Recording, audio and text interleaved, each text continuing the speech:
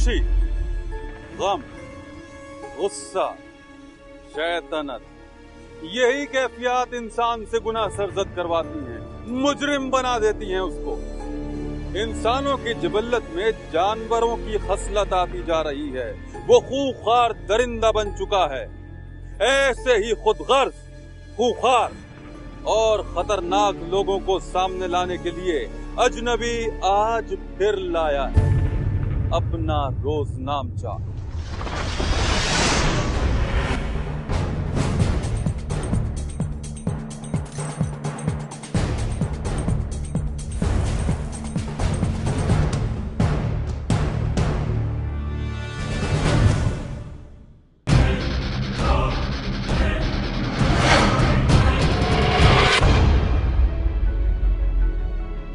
लाहौर में सुमेरा की शादी हुई आसिफ से, लेकिन आसिफ ने तो शादी सुमेरा के बजाय उसके जहेज से की थी, और जहेज भी इतना जो शादी के बाद तक अदा किया जाता रहा। मगर कब तक? ये सिलसिला एक ना एक दिन तो रुकना ही था, मगर इसके लिए सुमेरा की जान की कीमत अदा करनी पड़ी। यह है शमीम, यह है शमीम का बेटा खालिद, और यह है शमीम की बेटी यास्मीन।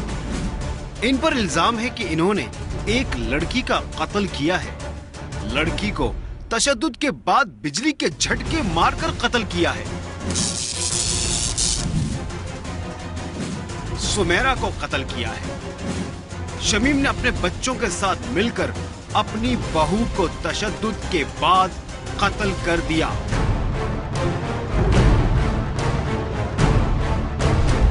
उसके सर में डंडे मारे हैं, उसका खून सर जख्मी किया हुआ था सारा उन्होंने।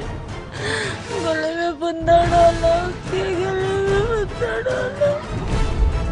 ये वाकया हुआ लाहौर के इलाके सांदा में, जहां चंद माह पहले सुमेरा को ब्याह कर लाया गया था।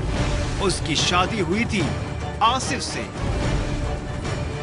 लेकिन शादी जिसके माने खुशी होता है, इस घर में आकर लफ्ज शादी का मतलब ही उलट हो गया। सुमेरा शादी से पहले शायद खुश थी, शादी के बाद यकीनन नाखुश। अपने शौहर का घर जो दरअसल उसका अपना घर होना था, अपना ना बन सका।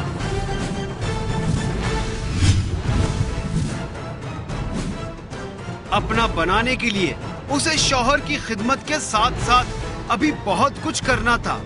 शौहर और उसके भाई बहनों की फरमाइशें पूरी करनी थी। एक ही महीने में सुमेरा के घर वालों को अंदाजा हो गया कि उसकी शादी घर बसाने के लिए नहीं, बल्कि फरमाइशें पूरी करवाने के लिए की गई थी। कभी मोटरसाइकिल, कभी कोई इलेक्ट्रॉनिक सामान, कभी कुछ और कभी कुछ। जब भी सुमेरा मैके आती, एक फरमाइश साथ लेकर आती। जब भी सिस्टर ने आना यही कहना, कभी किसी चीज की डिमांड हो रही है, कभी किसी चीज की डिमांड हो रही है। लेकिन ऐसा इस माशरे में पहली बार नहीं हुआ था। हर बाप कोशिश करता है बेटी के ससुराल को खुश रखने की, जितना हो सके देने की। जिसकी बेटी है वो कम नहीं करता, जितना होता है वो देता है। कभी कोई मकान का, कोई स्कूटर का, कोई ऐसे लालच करते रहते हैं। सुमेरा के वालिद शमशाद से जितना हो सकता था दे चुका था, अब सक्कत नहीं रही थी। और यही बात सुमेरा के ससुराल वालों को नागवार गुजरी। जब फरमाइशें पूरी ना हुई तो सुमेरा को बात बात पे ताने मिलना शुरू हो गए, और उसके बाद तशद्दुद। सुमेरा ने अपने मैके में बहुत बताया, बड़ा रोई, लेकिन मशरकी औरत को यही कहा गया कि जैसा भी है तुम्हारा असली घर तो शौहर का घर ही है। और फिर एक रोज सुमेरा के असली घर से उसके मरने की खबर आ गई।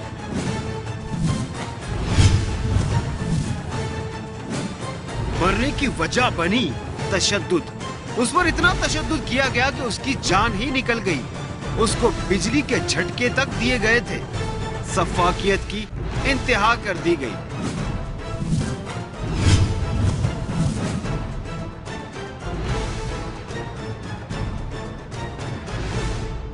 और इस कत्ल का इल्जाम है सुमेरा की सास शमीम, देवर खालिद और बेटी यास्मीन।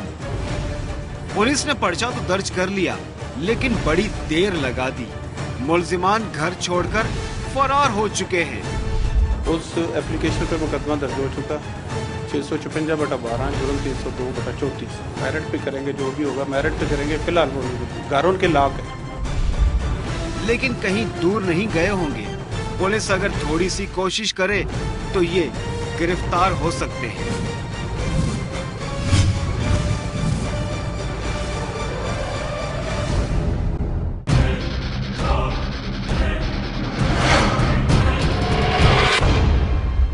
आग जब लगती है तो खुद ब खुद नहीं बुझती, बुझानी पड़ती है। और अगर ना बुझा पाए तो अपनी मर्जी से बुझती है, सब कुछ भस्म करने के बाद। लाहौर के सर्विसेज अस्पताल में भी लग गई आग, और ऐसी लगी कि कुछ बाकी ना छोड़ा। जब बुझी तो सब कुछ खत्म कर चुकी थी, हत्ता के इंसानों को।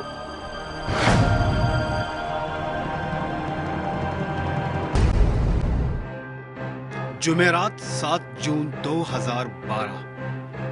ये दिन मुल्क की तारीख और खास तौर पर तिब के शोबे के लिए बड़ा ही स्याह साबित हुआ, क्योंकि इस दिन एक ऐसा वाकया हुआ जिसने सिर्फ लाहौर के दर्जनों खानदानों को मुतासिर नहीं किया, बल्कि मुल्क भर के हर माँ और बाप को सोगवार कर दिया।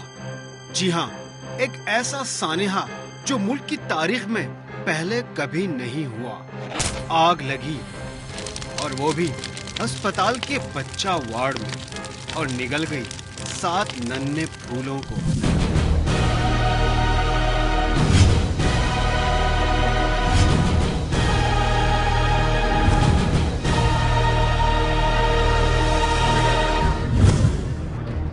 चंद घंटे कबल मुबारकबादें लेने वाले माँ बाप ताजियत के पैगामात वसूल करने लगे।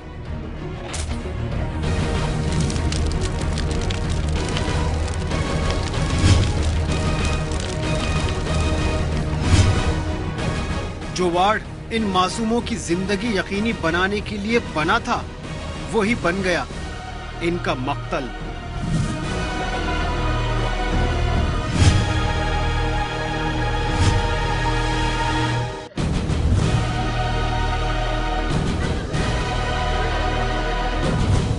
और एक बार फिर बर्फ गिरी तो बेचारे गरीबों पर।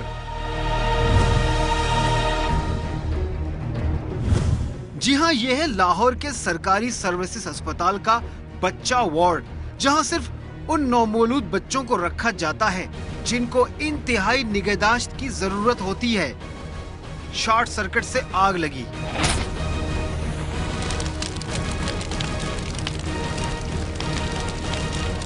और फिर 7 मासूमों के खून से ही ठंडी हुई।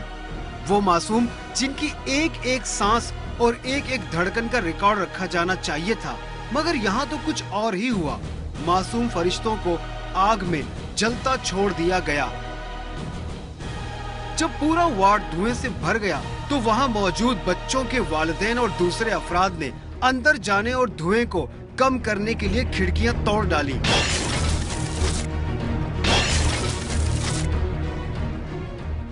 बहुत ज़्यादा स्मोक होने की वजह से फिर मैंने ये मास्क लिया वहाँ से, वो पहन के मैंने अंदर गया हूँ तो धुआं इतना ज़्यादा था कि कुछ नज़र नहीं आ रहा था।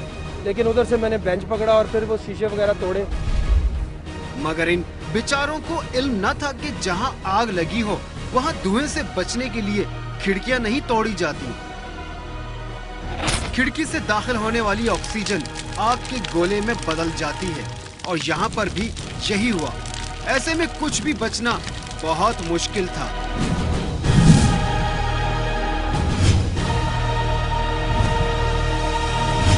अंदाजा लगाना मुश्किल नहीं कि आग की शिद्दत किस हद तक होगी।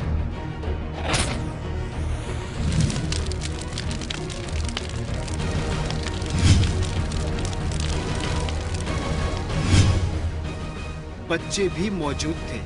कयामत सुगरा नहीं तो और क्या था।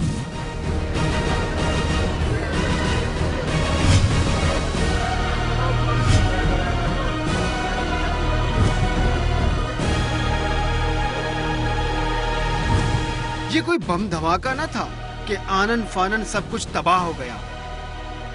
आग को कुछ वक्त तो लगा ही होगा इतना शदीद होने में, और उस वक्त पूरा अस्पताल इंतजार करता रहा फायर ब्रिगेड का, सिवाय चंद लोगों के जो अपनी सी कोशिश करके आग से खेलते हुए जख्मी बच्चों को बचाते रहे।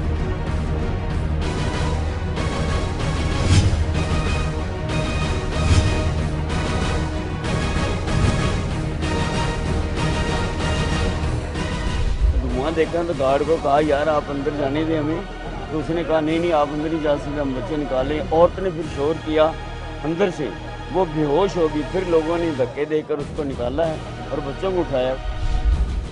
और जब फायर ब्रिगेड पहुंची तो बहुत देर हो चुकी थी, आग बुझ चुकी थी बहुत कुछ जलाने के बाद।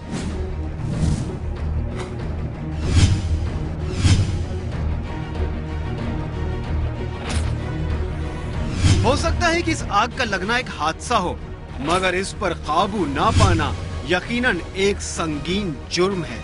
और इस जुर्म में वजारत सेहत और बिल्डिंग कंट्रोल अथॉरिटी से लेकर अस्पताल की इंतजामिया तक हर कोई शरीक है, क्योंकि बहुत से सवालात हैं इस वाक़ये से मुताल्लिक जिनके जवाबात मिलना बहुत जरूरी है।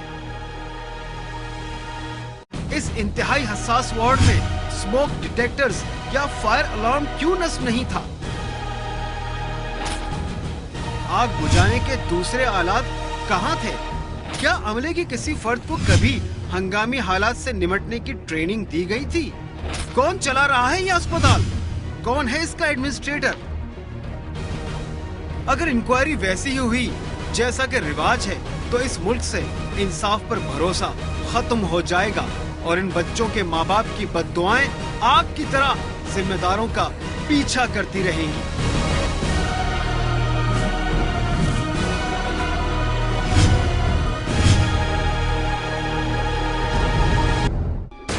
रोजनामचा अभी भरा नहीं। एक ब्रेक के बाद अजनबी वापस आएगा और दिखाएगा आपको कि किस तरह घर के बाहर पड़ा हुआ पानी 8 लोगों के खून में तब्दील हो गया।